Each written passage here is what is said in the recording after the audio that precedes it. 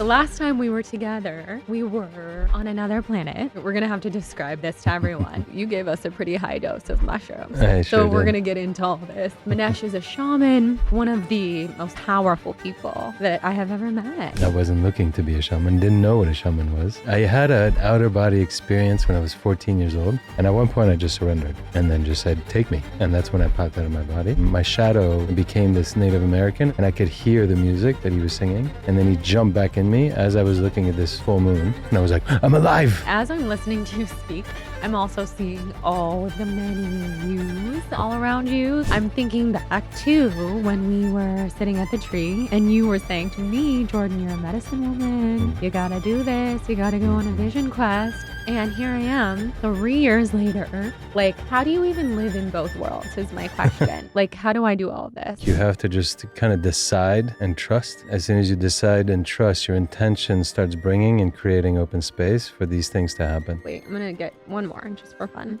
I knew it! I knew it! I knew I had to pull another one. Freaking out. This is the Wheel of Fortune, everyone. Oh wow. My God. That's so amazing. I knew. Hey guys, it's Jordan Younger, your host of the Balanced Blonde Soul on Fire podcast. Here we go deep on all things astrology, awakening, wellness, motherhood, channeling, aliens, and so much more. We have deep conversations. We go to other realms. It's a lot of fun. So stick around. Let's dive on in. I cannot wait to connect. Manex. Oh my God, this is so exciting. So exciting. I feel like I can't even look at you too hard because your face will start to shapeshift and you'll turn into some kind of other being, you know. With you especially. I know. So the last time we were together, we were literally on another planet. We're going to have to describe this to everyone. We were in Ibiza in the most beautiful backyard of our amazing Jenna, who's been on this podcast. They know Jenna.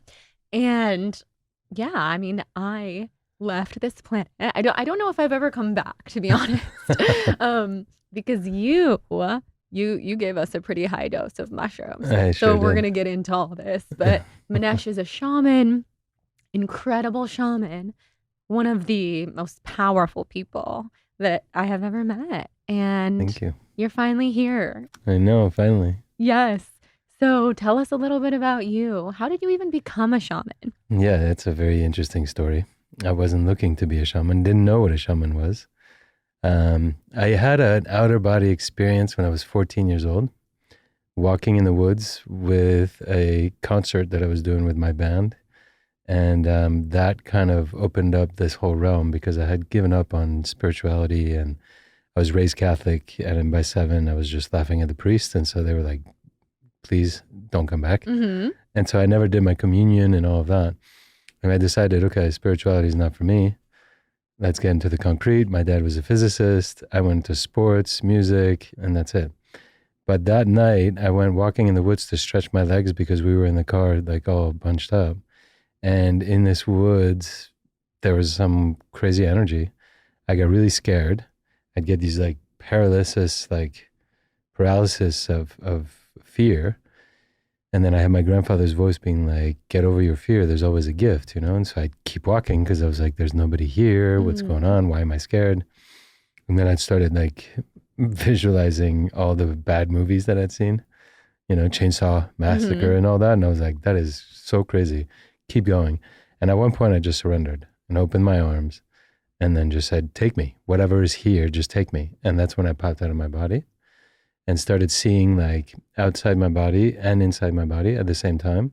I started melting with the whole universe, the owls, the mice, the trees. No substances. No substances at all. Oh my gosh. Because actually our guitarist was an alcoholic, so we were super sober. I mean, we smoked cigarettes as like our naughty thing. So it was really weird. And then I had this whole thing where like I melted into everything. And then my shadow kind of became this Native American and started dancing around me.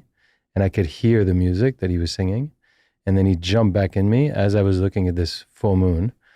And then as he jumped back in, I popped back into my body. And then I remember I could see like my breath come back and I was like, I'm alive. Yeah. Because at first I thought I was dead. Yeah. But I just didn't know what killed me. And then there I was like back in my body. And then I was like, oh my God, concert. Yeah. And I ran back and they were like, you've been gone 3 hours. Where have you been? And I was like, Wow. 3 hours? I thought it was like 20 minutes. Yeah. So time went away. So that opened up this kind of like intrigue of what is going on. The next day when we went back, because I wanted to go see, there was a Native American that was there. I don't know his name. Never did tell us. I went with my guitarist, Jade, and the guy was like, you get over here.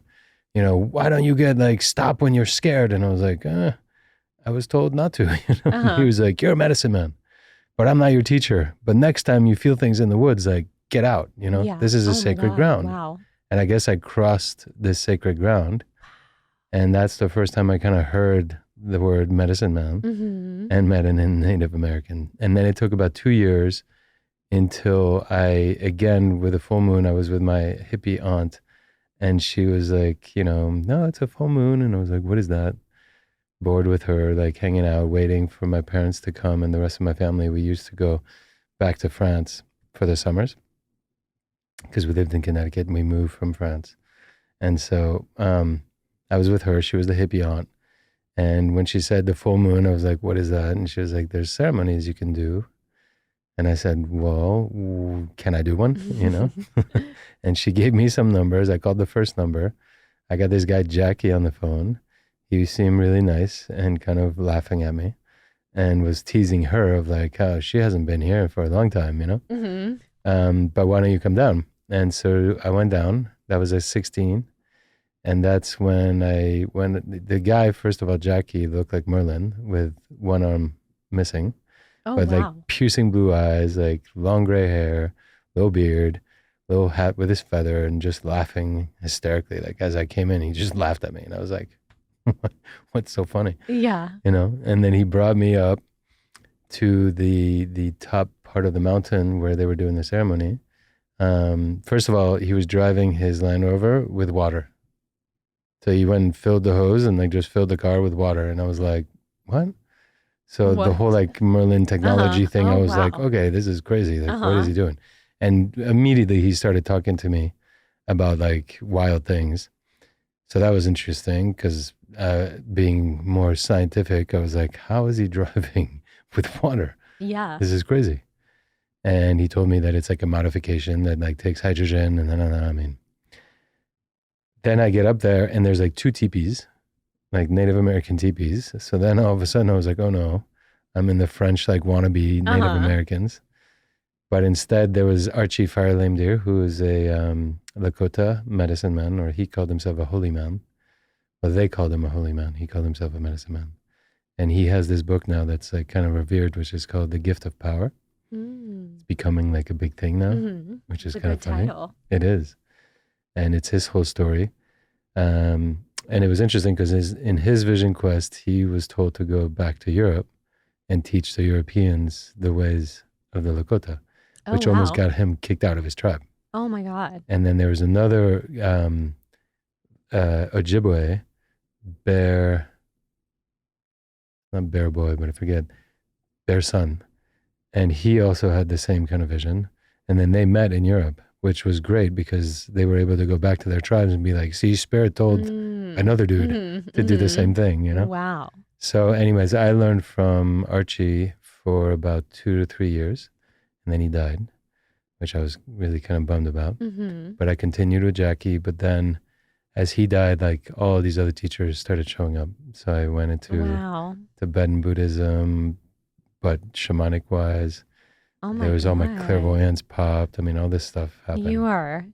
Yeah. No, like as I'm listening to you speak, I'm also seeing, of course, I'm seeing like all of the many yous all around you, the etheric body and the Native American medicine man that lives inside of you and the parallel dimensions, all of it.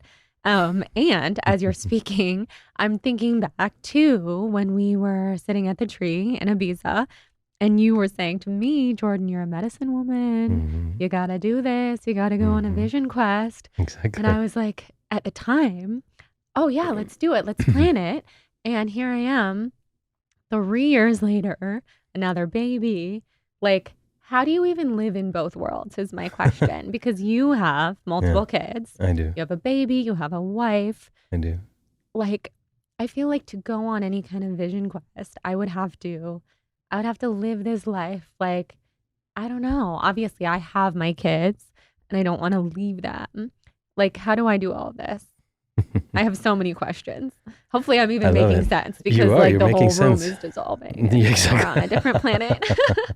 It's always fun being with you. I mean, I think that's like a really good question. And I think you have to just kind of decide and trust, right? As soon as you decide and trust, your intention starts bringing and creating open space for these things to happen. Mm-hmm. I mean, a lot of my teachers started showing up and I was kind of busy also doing school and university, but yet I would go on all my vacations, I'd go on the reservation or I'd go into these different retreats. Teachers started showing up. I mean, literally I had like this flyer that came and flew into my face as I was thinking, I got to get into the elements. And it was like this flyer and I was like, what is this? And it was like Goddess of the Elements, free lecture just around the block right now, with Tenzin Ringyal Rinpoche, which is how I met him. I was like, what? Like, that's absurd. Like, I was just thinking about the elements. Like, how is this happening? Speaking of that, remember before our ceremony, you had us pull cards. Yes. And was it from your deck or a different deck? You have your deck. Oh, let's pull one right now. But I'm going to tell the story. Because if I pull the card that I'm talking about, I will freak out. Like my whole world will dissolve. I feel like maybe what if I do? That would be so crazy. It would be. Because I'll just say, do you remember which card I pulled? No. It was the Wheel of Fortune. Yes, that's right. Last night, my son has a little like animal deck and the Wheel of Fortune. Come on. I pulled last night. No way. And I tried to bring it. Apparently I didn't bring it. That's why I was looking through my purse when we first came in here to show you. Wow. Because when we did our ceremony, I became the Wheel of Fortune. That's right. No, I remember. I was like the woman at the tree and I could see the wheel and everything. Completely, I remember now. Right? That's right. So yeah, let's see what I pull today. Where should we put And you him? pull one too. Of course. Okay. Cut the deck. Should I shuffle? You can shuffle or cut the deck, up to you. I'm just going to go like this. Okay. And then let's see. Let's choose one. The Emperor. The Emperor. Ooh, what's the Emperor? And this is really your nice. deck. It so is my deck. I know everybody listening, you might not be able to see us unless you're watching. Yeah. Manesh has his own deck, which he has channeled. Yeah. The Sphinx Code, Exactly. which is a whole other story. I Oh, why know. did I just put it back? Wait, I'm gonna get one more just for fun. I knew it. You I knew knew it. it. You did I it. knew it. I knew I had to pull That's another amazing. one. I'm I know. freaking out. This is the Wheel of Fortune, everyone. Oh Wow. my God. That's so amazing. I knew. And Jonathan, I'll tell you, I never pull just one card. I always have to pull two. You always have to. And he's always like, why do you do this? I always Just say pull 3, one. actually. Oh, well, let me So pull a pull third. another one to see where you're going. I knew my second one would be, You just picked the I Emperor. picked the Emperor again. Yeah, like it was there. No, and the Temperance. Oh, And Temperance. Amazing. my God. Okay. Okay, tell us about the Emperor, the Wheel of Fortune, and then you pull one. I will. And then let's talk about the Sphinx Code. Exactly. And then let's talk about how you introduced Jenna to human design, which, I did. started a whole thing. It started Everyone's a going to whole be interested. Oh my God, so many things. Okay, let's go. So the Emperor is actually all about stability. It's about the physical world. It's all about, creating your empire. It's all about the mastery of the physical. It's money as well, which is nice. It's really nice. So it's Yeah, all keep it about, coming. physical things. Uh-huh. And being the master of your own domain. Mm-hmm. So whatever that is. There's a lot about mastery. So it's nice. And it's about expanding as well within your own physical domain. So money could be coming, Okay. especially with the Wheel of Fortune. The Wheel of Fortune is a very mystical card. It's all about changing. It's all about next year. Next year is like the Wheel of Fortune year, actually. Really? Yeah. So it's a big year next year because like a lot of things are going to change. Wait, how does it become a Wheel of Fortune year? So each year has a certain archetype that is governing, and then each month has a different archetype as well. So this year was the Hermit year, and next year is the Wheel of Fortune year. Oh my God. And Cool. it's a big one because it's going to be a lot of changes. How do we all harness this energy? Oof, you have to center yourself. That's really what the key is, and to be in the heart as you were. Like, that's why I said, go by the tree. Mm-hmm. So you could center yourself, because otherwise you were spinning like in every dimension possible. Scary. Yes, it was so insane. And then if you're centered and grounded in your heart, all things come to you. And then you have tons of revelations. And that's where the Sphinx kind of comes in and gives you the mystical knowledge and wisdom. Oh my God. Otherwise, you have your demons and the dog that are on the wheel, and the wheel of life, scary. and the karma and all that kind of catches up to you. And then you can kind of be in trouble. Yeah.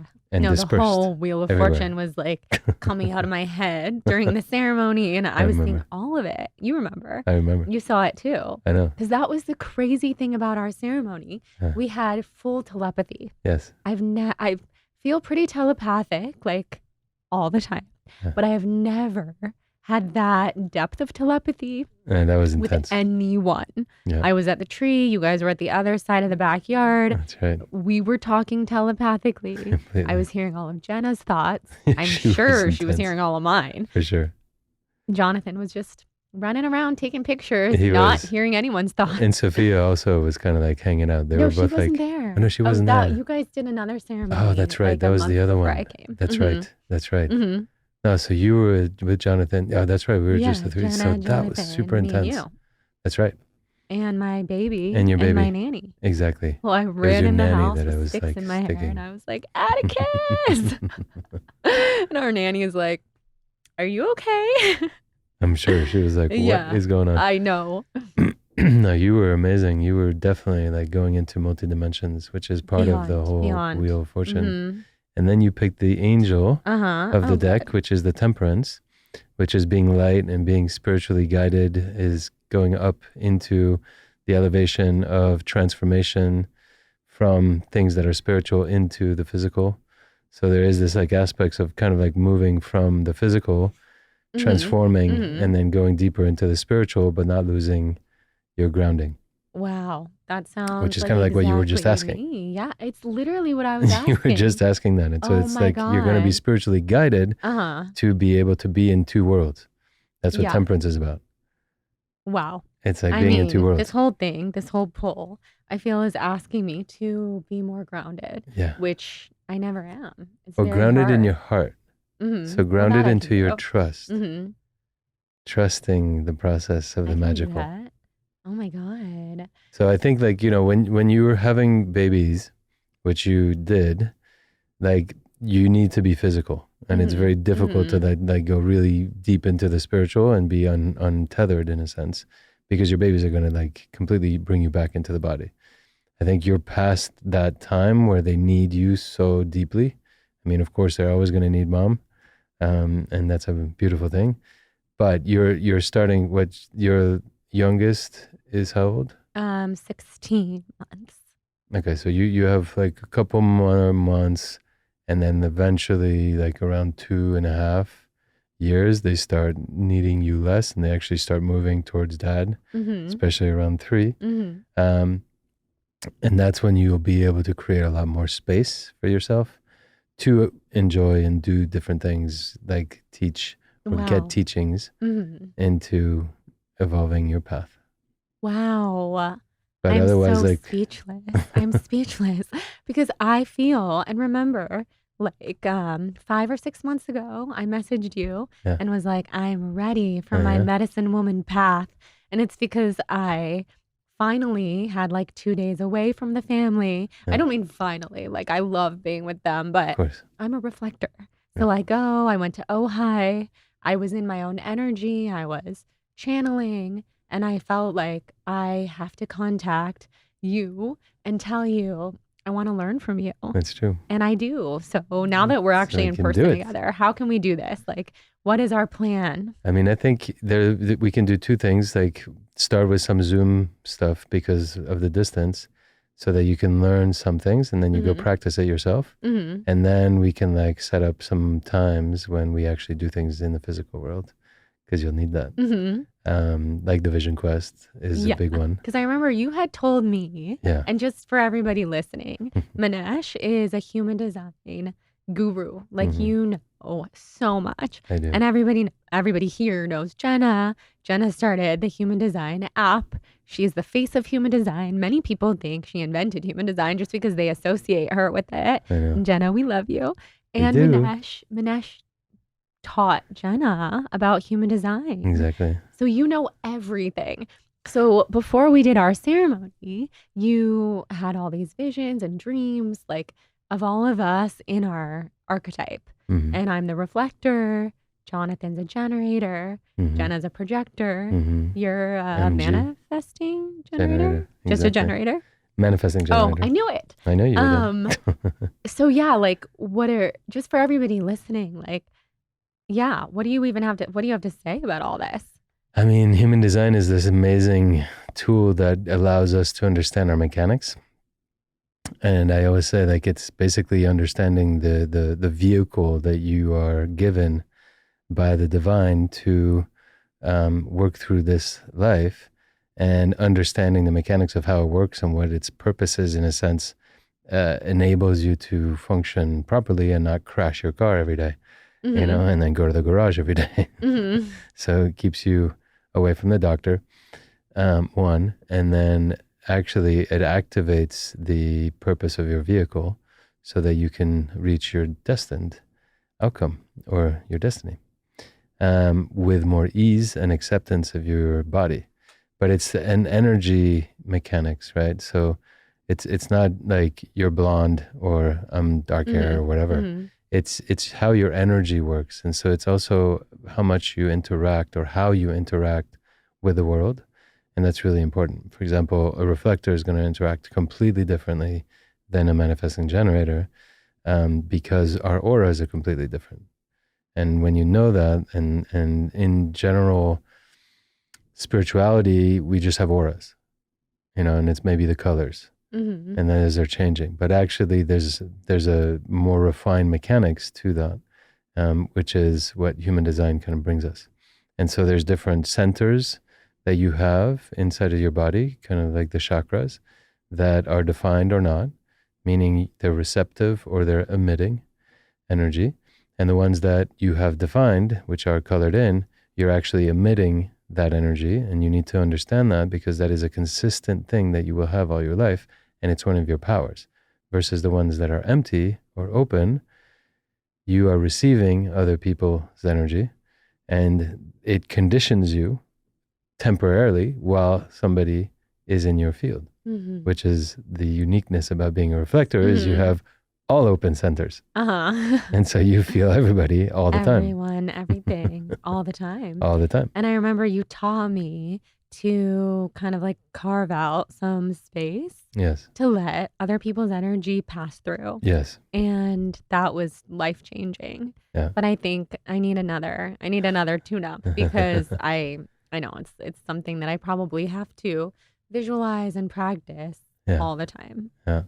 I mean, it's supposedly you guys were the first ones in terms of being on Earth. It was like when we were just energy beings, you kind of manifested the body without completely taking on all the different forms.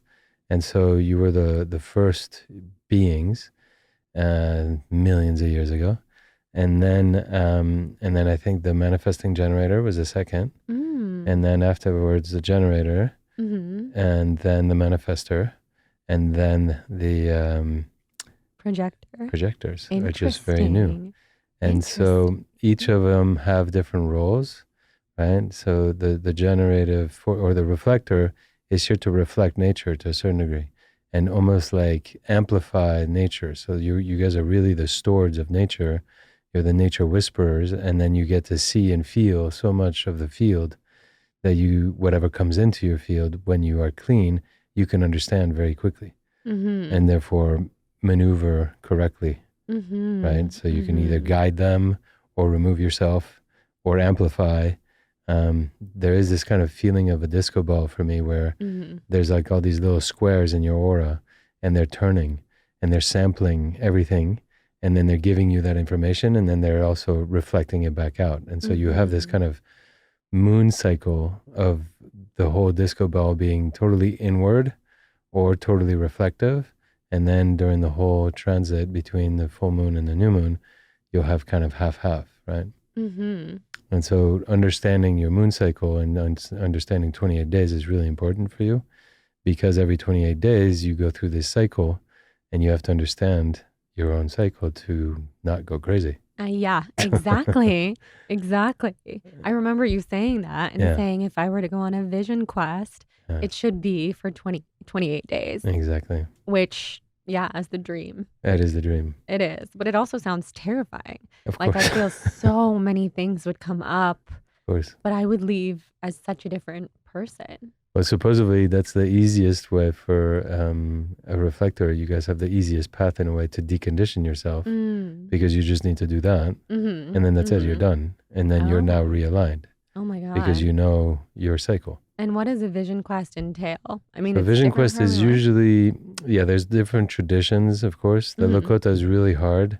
It's usually only 4 days, but they do no water, no sleep, no food, nothing. Oh God. And so, No and then you're sleep. restrained to 4 days. And I did that with Archie, and I thought I'd never do a vision quest ever again after that. I mean, I was so thirsty, everything, like the time Yeah. there was dew, I was licking the grass, and that's all I Yeah. could think of. And it was like very warrior, like, I mean, it proved a lot of things that I could do it. Uh-huh. But in terms of like getting a lot of spiritual, I wasn't as in tuned. Where when I met John Milton much later, he does vision quests, and I guess the Tibetans also do this, where they go more into caves. But there is potential food, even though at least water, and you can be more comfortable in a tent. I think for 28 days, you can even be in like a little hut, far away from the mountain. What's important is not to have any electromagnetics, so phones, computers, anything, no Oh electricity, my God. but that you're completely immersed into nature. That's really the key, is being immersed in nature for a prolonged period of time. Mm-hmm. And so for me, 5 days is kind of the minimum. And then it goes up to 28 days. And then I've done even 44 days, which Oh my talk about planning God. with Oh kids. my God. I remember Yeah, that caused all sorts of exactly. issues. I'm sure. No, because I'm just thinking, how's that possible I know. as a mother? I know. I mean, 5 days I could do 5 days you can probably, do. like when they're a little older. Exactly. But then does it incorporate plant medicine? So I do that as an option, because once you are clean, let's say, and you have immersed yourself in nature, you're completely open for a really amazing plant medicine experience. But it's really optional. So just your nature immersion is going to shift you so drastically. There's kind of like a whole process that goes on where your mind changes and your body's process of fasting with water changes into ketosis, which then brings your mind into a different being. Your whole fight flight changes, your nervous system changes, your aura expands, your energy expands, and then you start actually feeling comfortable in your space. Where at first, when you get to a place in nature, in the mountains, you're kind of like scared of every noise. Yeah. You're sure like, I would everybody's be. freaking out. I've had a lot of people cry for the first 2 days Mm-hmm. or panic. And then by the third day, something shifts where you start feeling like at home. Oh, wow. And And are you then, there with them or I'm not far, but I'm not present. So you what don't if they feel need like I am. something? I feel it psychically, as you know. Yeah, of course, of course. And I've had some magical moments with that, where people are Wow. like, how did you know, Yeah. Oh, that's so And then other cool. times, like, they just have to live their thing. What do you Um, do while they're doing this? I'm doing a lot of meditations, Mm-hmm. for sure, so that I'm tuned into them. Usually it's a nice moment also to kind of like take a break from the activities of Mm-hmm. the Mm-hmm. normal day to day. And here I'm more in nature. Usually I'm burning a fire and helping them clear through the fire in meditations. Usually we have my apprentices also. And so like I'm teaching them how to tune in to people Wow. from a distance. And then we eat. And so we send kind of the food and the nourishment. That used to be a thing where you would come back from Vision Quest and you would say what we ate, Oh, during the really? days. Oh my God. Now I kind of let people go through the first 2 days. It's almost like whatever you crave is your junk food that you're still addicted to. And then after the third day, whatever you crave is actually your healthy food. Oh, interesting. And so instead of tuning into what we are eating, I'd rather you concentrate on what you are desiring.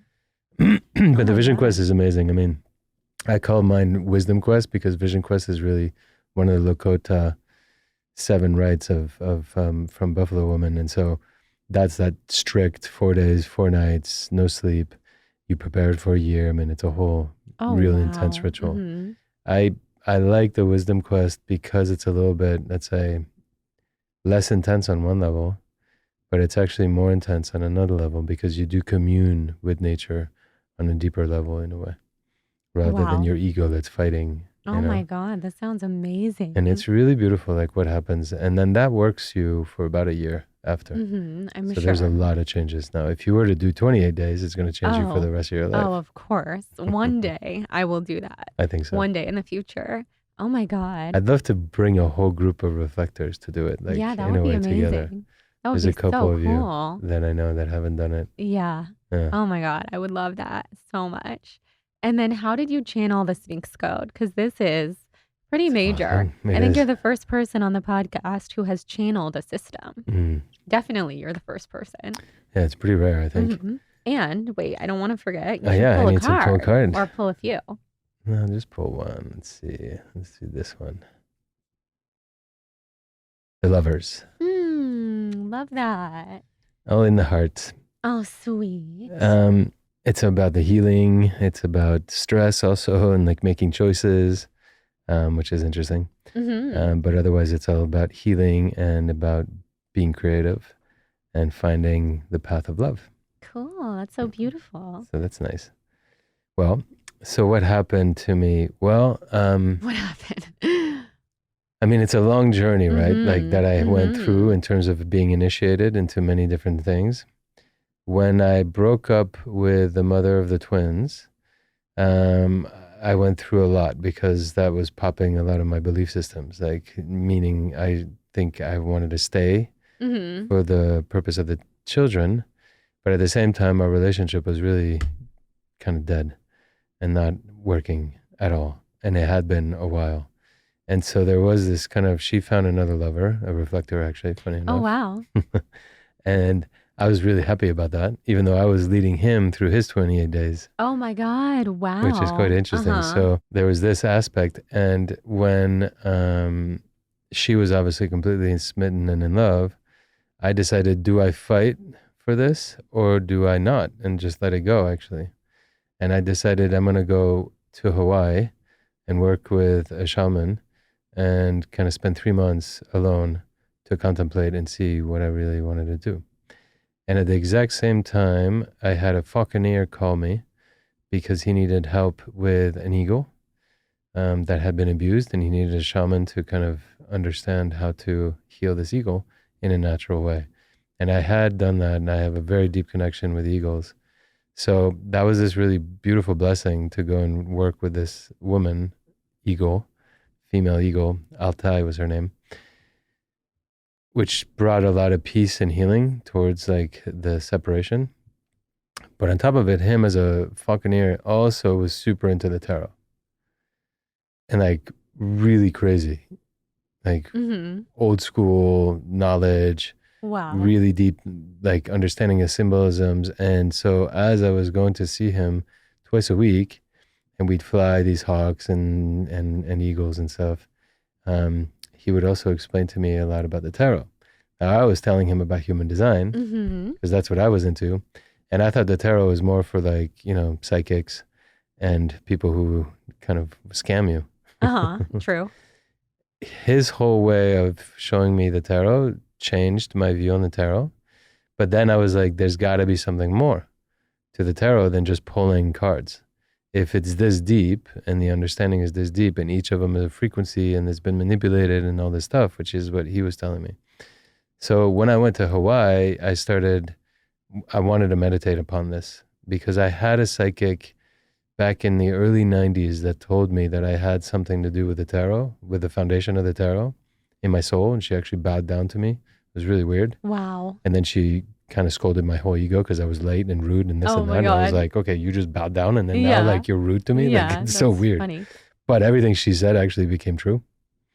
And she knew that I had 3 tarot decks, and she was like, you need to start using them, you know? Oh my God. I was like, wow. oh. So I started to say, okay, I'm going to go to Hawaii. I'm going to go and do this meditations. I'm going to really go deep, find out what is up with the tarot, what is up with my love life, you know, the stress of this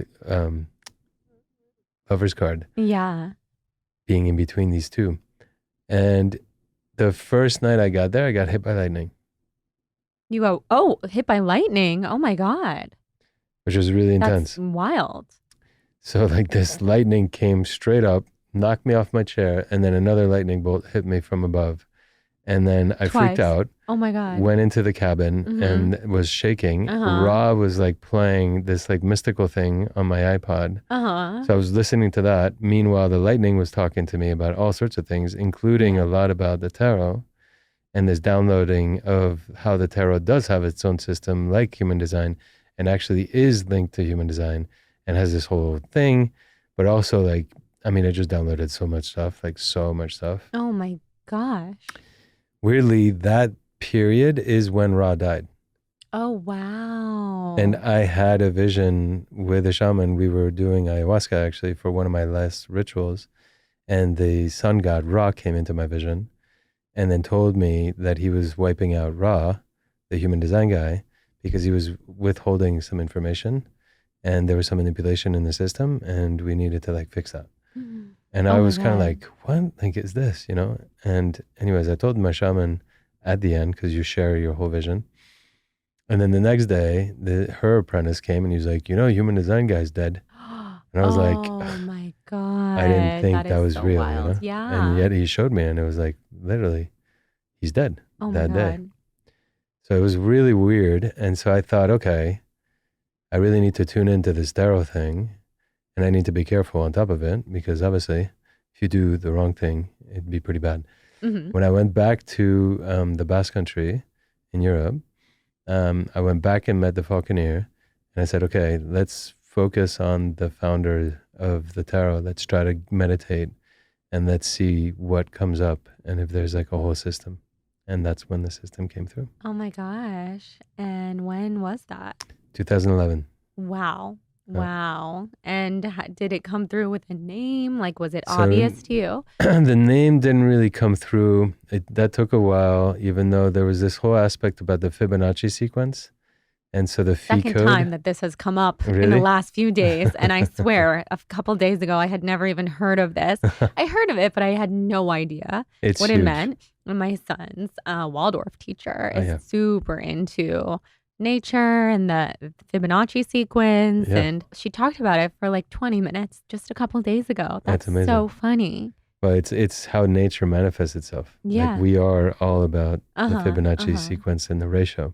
Oh my God. And so how the spirit basically becomes matter is through the Fibonacci sequence. Architecture that feels good is in the ratio.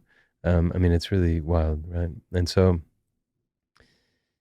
the whole code of the mathematics is got nothing to do with astrology. It is about the Fibonacci sequence. And so it showed me the whole Fibonacci sequence and that there's a masculine and a feminine part, and then how the tarot actually plays through that. And then, I mean, the process took a while. Like, so the first day when we really meditated, like we got a huge amount of download, but then you're kind of like always connected. And you just kind of have this conversation, you know? And it's like this entity that's just like answering you and you're like, what is going on? Yeah. And then sometimes you ask questions and there's like nothing.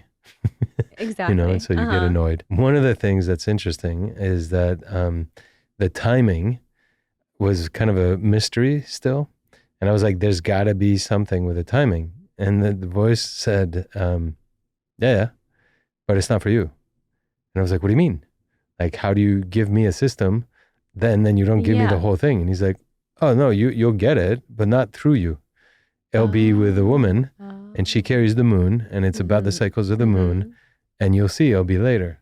Oh, my God. And I was so annoyed. Yeah, I'm sure. And then on top of it, he was like, and that's the whole minor arcana of the tarot. That's where he said, you know, the minor arcana and major arcana, what they really mean is the major mystery and the minor mystery. And so what is the mystery? And the major arcana ends up being the amino acids which is more like the mystical side of our genes. Mm-hmm. And the minor arcana is all about the genes. Oh, wow. And that's actually how it hooks into human design. Oh, my goodness. And all the other systems, actually. Mm-hmm. The I Ching especially, which then connects to the 72 names of God of the Kabbalah. Mm-hmm. I mean, it just goes on and on. Oh, my goodness. It's so cool. And I'm obsessed with how everything is interconnected. It's so interconnected. So obsessed. It's so interconnected. I feel like someone needs to write a book about how everything is interconnected, from astrology to human design to Kabbalah to the I Ching, like everything. So Victoria, my wife, who I met in 2019, I taught her the Sphinx code. Mm-hmm. And then within 6 months, she like plugged in and then all of a sudden like channeled this whole thing.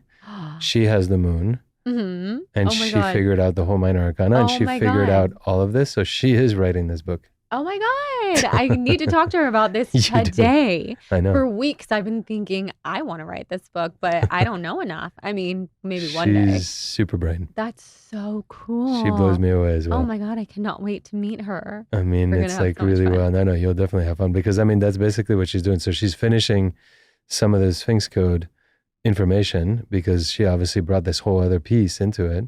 And it's wild. I mean, now we Yeah. get to have so much fun. Just Oh, like now, she yeah. was just talking about the hangman and how in the Hebraic system, there was the snake.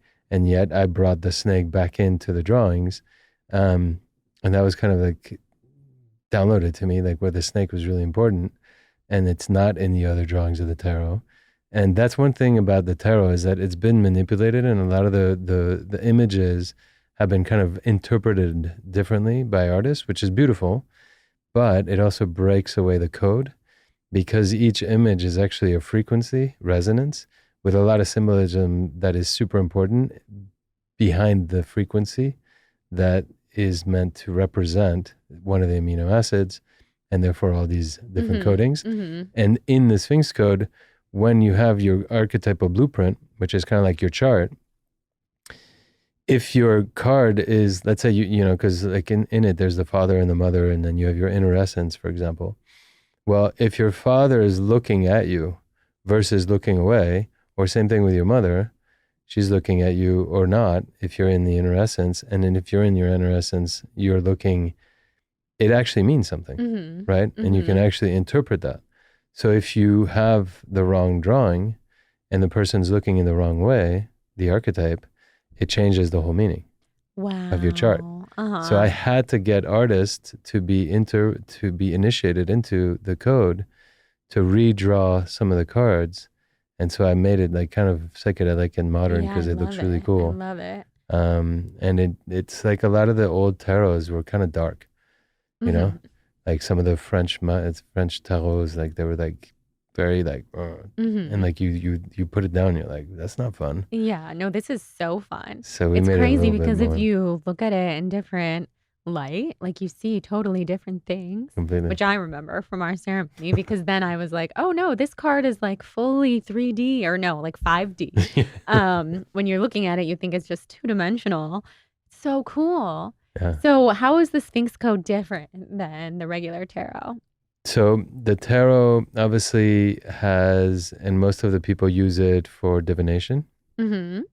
There is in the US, there's some differences where they put the justice as number 11, Mm-hmm. and they call the force, the strength, as number 8, and that's reversed in the Sphinx code, and that has to be that way because of the math. Otherwise, in the minor arcana, we would also have 8 new feminine cards. So usually you have the king, the queen. You also have the knight, and then the jack. But there's actually the mounted lady, which is the knight equivalent as a woman, and then the jack has the maid. And so they basically, out of the 4 suits, they took out 2 of the women. Oh, Which is crazy. that is crazy. And that's a huge thing. So like then with the math, it actually reworks when you add those 2. And the fact that the church or whoever took it out, you know, is wild because Yeah, it took away yeah. a huge Oh, knowledge that's of the minor wild. arcana. Oh my gosh. So that's some of the differences between our decks and other tarots. What we do with Sphinx Code, though, is we take your birth information and give you this Oh archetypal yeah, now I blueprint. remember. And that blueprint gives you your subconscious and basically your whole Oh personality. yeah. So do you remember what mine was? I don't. We'll have to look. We'll have to look. Oh my gosh, so fun. I forgot about that Yeah, element exactly. of the Sphinx Code. And so There's now so we many have things. the app that's out. Oh, good. Yeah. And what's it called? The It's Sphinx called Code? Sphinx Code. Okay. And you So can get it everybody's on the gonna App have Store. to go do this. I know, A exactly. whole system. This is what This is Jenna now loves. amazing. Like, and she's actually like sending me always like, I love the Sphinx Code Oh, so much. I'm always like good. going into my Yeah. cards and no. Yeah, there's no one better to kind of like guide you into the app world. I'm Yeah, sure exactly. She's given a lot of thoughts. She has. That's so cool. And She's. then- It's really fascinating because it's really like a new psychological model, because it gets us away from the victimization of being imprinted by our parents. And so as a parent also, it's really fascinating because you can look at your kids and they're already from their birth having you as a mother going to be, Yeah. channeling a certain energy Uh-huh. that they need you to mess them up on. Totally. And then when you do it, you can feel less guilty about it because you Yeah. know that that's what they needed. Yes, I already feel it happening. You do. Yeah, And I then do. because you have two kids, you're just trying to love them the same, right? In a way. Yeah.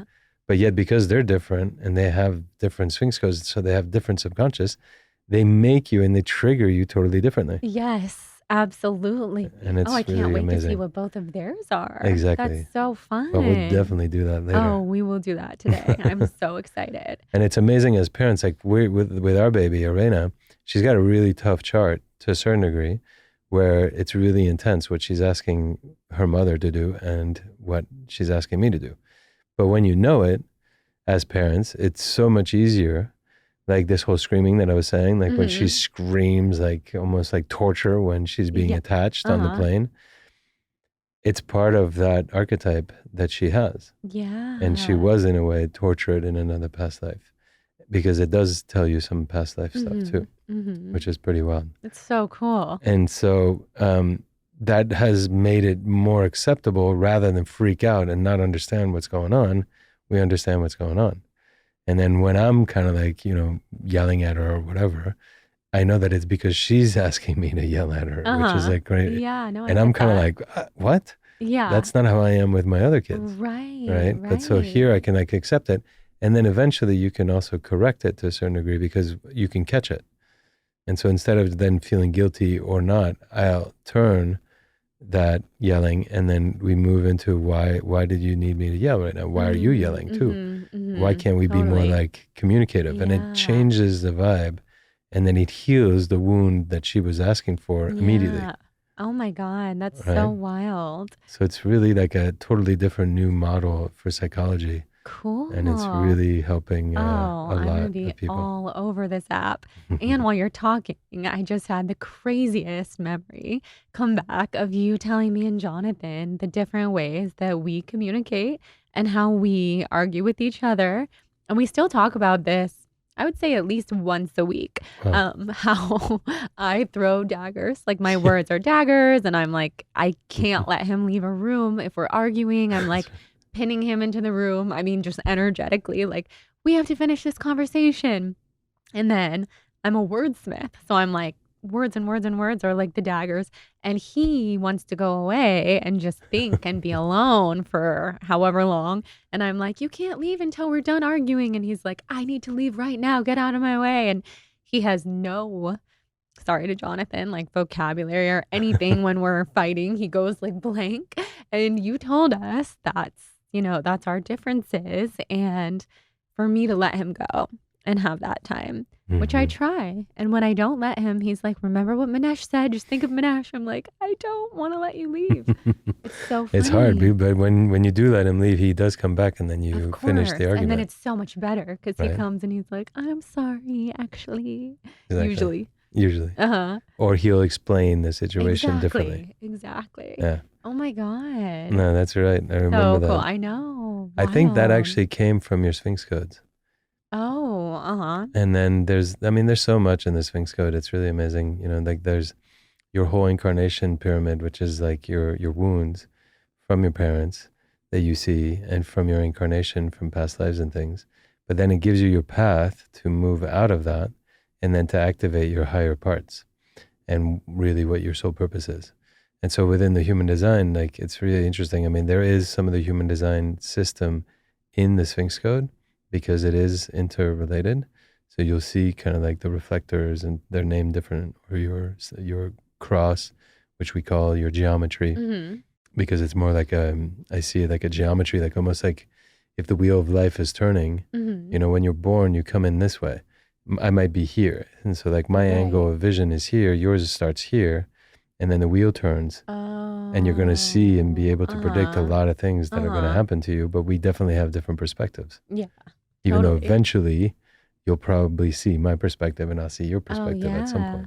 Oh my God. And so for couples, it really helps. There's also the mystical personality that you have. So there's like, you know, shamans. I was kind of bored because I was like, oh, I'm going to have a cool mystical personality. And I was like, you're a shaman. I was like, oh, well, I knew that. Oh my God, I can't But there's wait like oracles and sages and channelers and healers and Jedis and samurais. Oh wow, and this is all in the Sphinx alchemists code? and wizards. What do you think I'm going to be? I don't know. You might be a prophet. That would be amazing. I could, if I remember correctly, I think that's what your brain is. We're going to do it today. We definitely are. Fun. So fun. That's going to be really fun. Wow. Okay, so to wrap it up, because I could talk to you forever, do you have any telepathy right now that you feel, or like any downloads that you want to share? For you specifically or for the audience? Well, selfishly for me, but I guess also for the audience. I'm really excited to meet your daughter. Yeah. Because I feel like there's a real, like there's a crystal form that she has. There's a crystalline form that she has that plugs right into you. And it's challenging you, but it's actually your piece that will open you up in your heart. Oh my God. And she's been like, she carries your eyes, and she's from the same planet or whatever. You guys are from the same source. And there's a piece that she has that like plugs in and opens up your heart. And it's really what you've needed to ground you into your mystical. Yeah. To like almost trust. Oh, that's amazing. And that's one thing that I'm getting from you as well. Yeah, and then the other thing that I'm really getting is more for the whole audience. I mean, it's really about this next year where a lot of things are going to change. A lot of us are kind of like almost impatient for that change. We've been like building up for it. Next year, there's going to be a lot of changes in the external world, in these systems. And so being ready and open for those changes is really important, and grounded into our human design, into our Sphinx code, really understanding our astrology patterns and everything. Because after April, like all the planets are going to be like completely realigned again out of their retrograde cycles. Things are going to move so fast into the new world, and it's going to be really exciting. Wow. But we're going to need to ground into the heart and loving yourself deeply and knowing yourself deeply. Yeah. That's such a good message. Wow. Oh my gosh. Well, I could talk to you forever. I'm glad that we have more time together today. Exactly. And this was so special. And your whole face is shape-shifting like crazy. Thank you so much for being here. It's such a pleasure. Everyone where they can find you. You can find me at manexibar.com, which is MANEXIBAR.com on my website. I'm on all the social media as well. So same thing, my name, Manesh_Ibar for Instagram, and you can just type that in. And then the Sphinx code is in the App Store or in the Google Store. And then otherwise sphinxcode.com. And we use SPHINX code. So Sphinx, because some people spell it with a Y. Oh, I see. But because of the Fibonacci sequence, we put it with the phi. Cool. So it's Sphinx code. That's how I thought to spell it anyway, but good. But you're psychic, so you probably see it in my head. Exactly, I do. Exactly. Oh my gosh. Yeah, your psychic aspect is also going to grow a lot this year. That's always good to hear. Yeah, it really is. It's crazy. Huh. And for weeks, I've been feeling like I was on mushrooms, even though I haven't taken mushrooms since we took them 3 years ago. Oh, wow. But I've been feeling it every day. And I feel like it's because I was leading up to seeing you. So had to mention that also. Perfect. Lucky you. I know, truly. Oh my gosh. I think you ground so you'll really go into this understanding. That's probably what I'll give you as the first thing, is the whole meditation on clairessence, which is how to become clairvoyant in a good way. Sounds amazing. Mm-hmm. Oh my gosh. Well, thank you. This was You're welcome. amazing. It's You're such the a best. pleasure. Okay.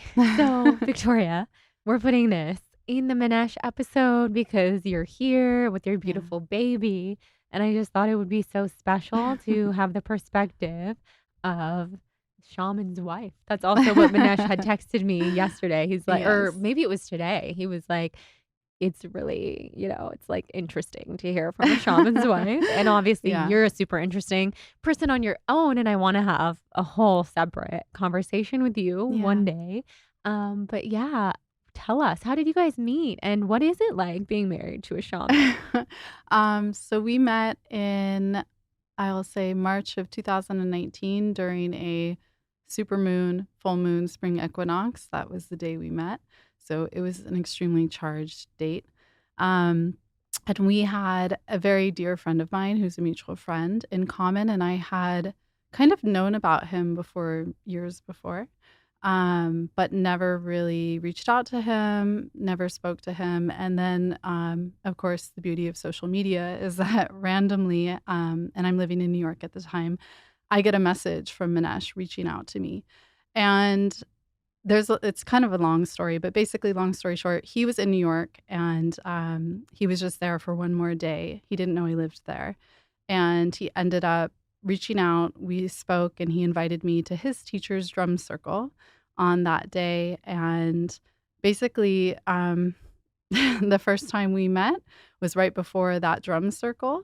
And when we walked in together, which was sort of a reunion of a lot of his other teachers and people from different spiritual lineages that he's worked with for many, many, many years, but that he hadn't seen in a very long time.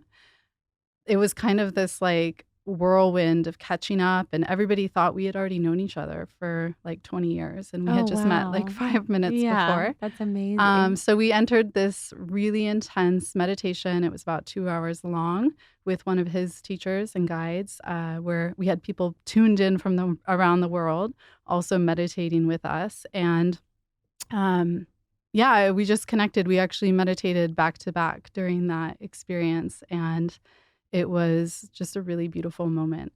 And I think after that, we went to dinner and I had brought up the fact that I have had prophetic dreams since the time that I was young, and I record a lot of them, so I write them down. And when we went to dinner, I pulled out my phone and I said, I need to know if these dreams were about you. And I had seen all these details of his life that I didn't know were about him until I met him. And he was sort of taken aback, like, whoa, like usually I'm tuned in to people on this level. And I think that was one of the first times that he had felt like somebody tuned into him like that. And after that, it pretty much life just kind of took us together very, very quickly. Oh my God. After that. That's wild. Yeah. Wow. I'm having a flashback. I think he told me that when I met him in 2022. Yeah. Because he had also had, of course, similar prophetic dreams about the ceremony that he was then leading for me and my husband and Jenna. Yeah. And everything that he had dreamt about actually happened the next day. Yeah. Because he's like, you're going to end up by a tree. You're going to sit there the whole time. You're going to want to be away from everyone. And I was like, no, I'm not. Like, or no, I didn't say no, I'm not. But I was just thinking like, I never want to be away from everyone. Yeah. Like if Jenna and Jonathan want to talk to me throughout their ceremony, like I'm going to want that. Yeah. Oh my gosh. No, I couldn't have gotten further from everyone. I was at the tree. The tree was like saving my life. His dream was like, you're going to sit by the tree for like 6 hours, which I did. You know this. Did he tell you this or you just, And then he's like, my wife had all these dreams about me. And so this is coming back full circle. Exactly. Wow. Exactly. And so have you been spiritual your whole life? No, absolutely not. I grew up in California, actually, in Northern California, Where? outside of San Francisco in Marin. Oh, I'm from Sacramento. Yeah, in Sonoma County. So Oh, very familiar good. with this area. My family is not religious. They're not spiritual in the sense of pursuing any kind of specific spiritual lineages. And to be honest, I lived a good portion of my life like really deep in victimization and just really, really deep in that feeling of not understanding my purpose and what I was here for. And I really didn't have the time or the space to even begin to, let's say, cultivate a better relationship with my inner self until I was like in my early 20s. And then part of that was catalyzed by becoming very, very physically sick. And I struggled with like autoimmune issues and really just like a lot of imbalance physically, which is kind of what prompted me on my like healing journey.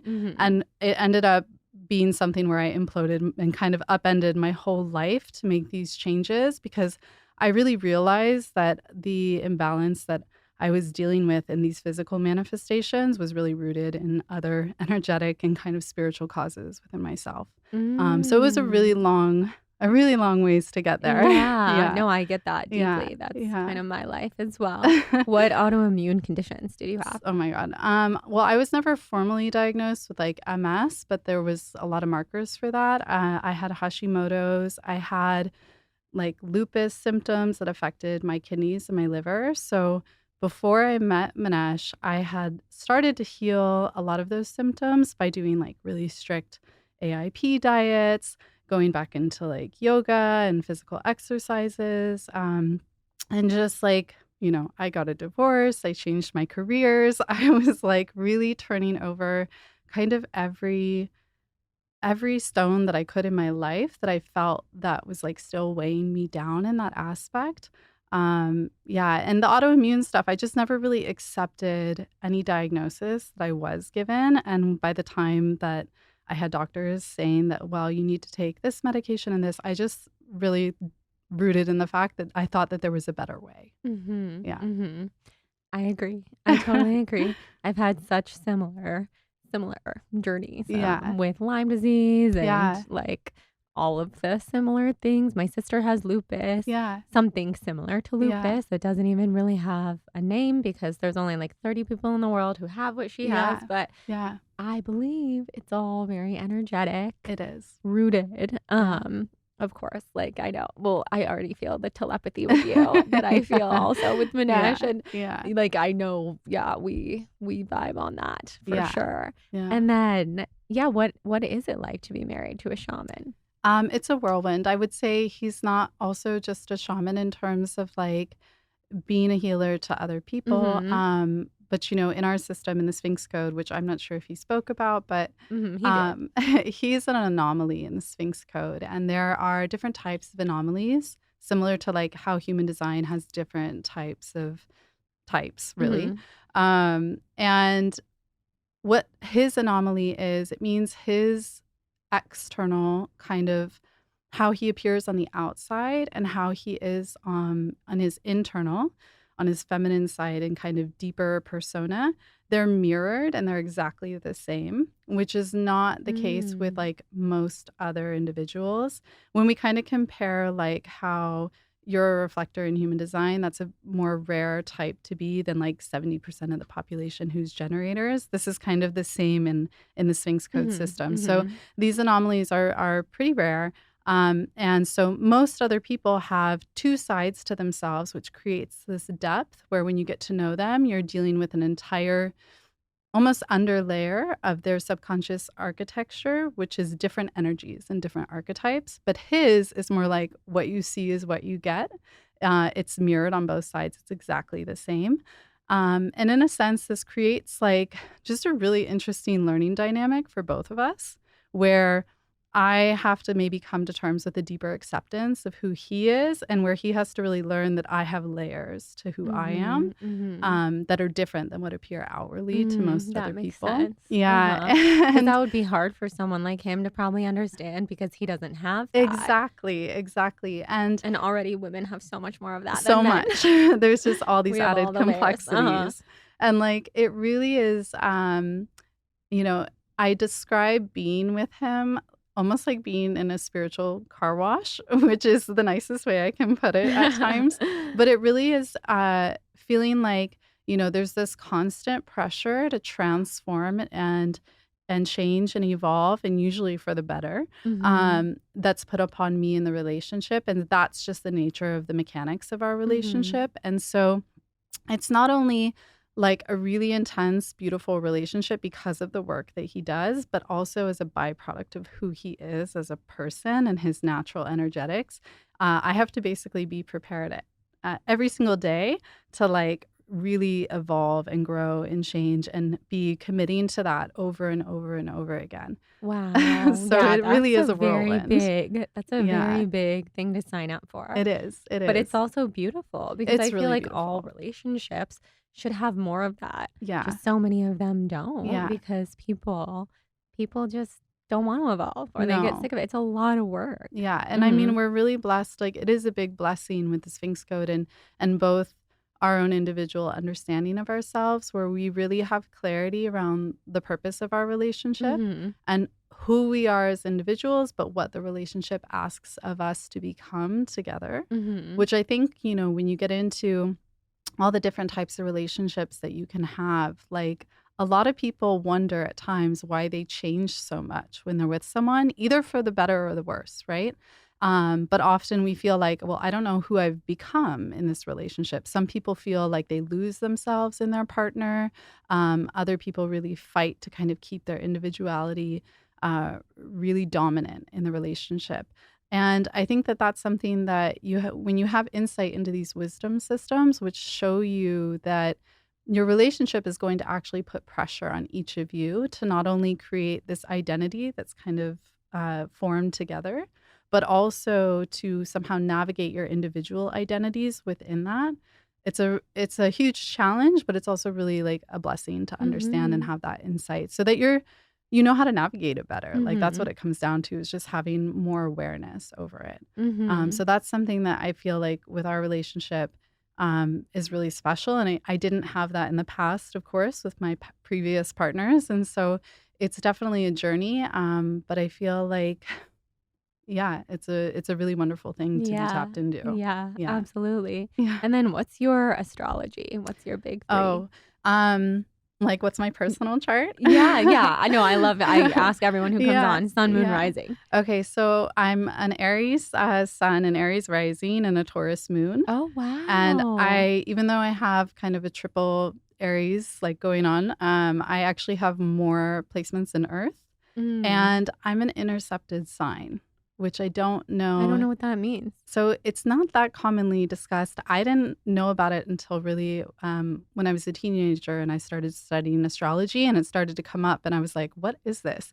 So it basically means, because of the placements, I have two houses that are the same sign, and that's Oh. duplicated. So Uh, I'm missing Pisces and Virgo in my chart. really? Yeah. That's so fascinating. I've never heard of this before. It's I guess it's about maybe 20% of people have this. Okay. Uh-huh. And it can be really tricky when you have placements like locked into those houses. Mhm. So my north and south node are actually stuck in my intercepted signs where I have duplicates, Mhm. which kind of basically means that I have to really unlock like my south node and go into which is my Chiron Mhm. is in Cancer, and Oh, my really go Chiron's in in. Cancer. Yeah, Why we really both go got so into sick, that. I think, sometimes. Yeah, Yeah, mine's in the 6th house, so it was very, like and that's a difficult placement. uh-huh. It's a challenging one. And it's really a lot about personal journey and personal healing and going through that.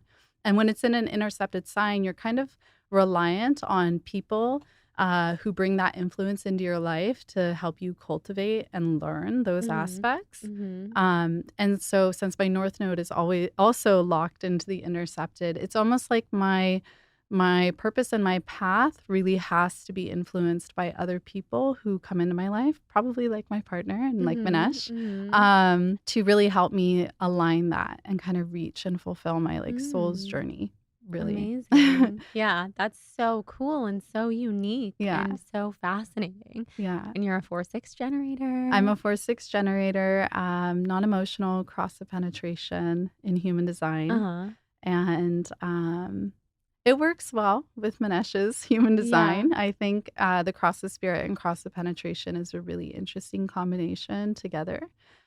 Just because I have a tendency to, I think, really pierce through other people's layers quite easily. And of course, like Manex being the cross of spirit is trying to bring everybody into that and deeper into themselves and their own spiritual paths and their purpose. So it works nicely together. That's so cool. Yeah. Wow. Yeah. Well, I love this. I could also talk to you forever. Yeah, we'll have to do next it time soon. plan our own separate podcast. Exactly. But this was so special. And where can everyone find you? So you can really find me on Instagram with the Sphinx Code. I'm Sphinx Code Oracle. Or you can find me Victoria Ibar. Okay. Is my personal. I can't believe I'm not following the Sphinx Code already. Yeah. What am I thinking? You're gonna love it. It's amazing. No, I know I'm gonna love it. And when we go to lunch after this, like I'm going to have you guys like help me look up mine and my kids and everyone because we have to know. This was so special. Thank you for Victoria. having me. Thank you.